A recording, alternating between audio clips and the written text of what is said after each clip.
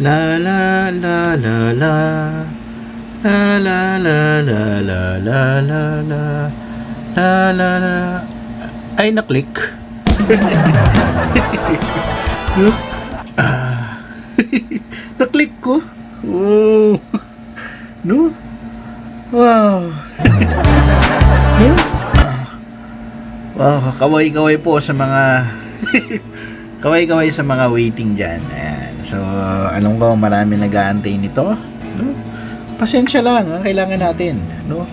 Kapag may pasensya, may sorpresa. No? Ganun lang po yun, di ba? Wow, no? Grabe, no? Thumbnail pa lang, no? Thumbnail pa lang, no? Finish na. No? Intindi, no? Grabe, oh. Wow. No? Ang ngiti. Anyway, no? So enjoy tayo guys, enjoy natin, tsaka maging masaya lang tayo, no? Ano yung meron tayo, diba? I-enjoy lang natin kung ano yung mga napapanood natin, i-treasure natin. So gawin nating masaya yung ating sarili. Huwag nating hayaan na maging ano tayo, na maging may stress tayo. Sabi nga ni Roel dito sa baba, diba? Sabi nga niya,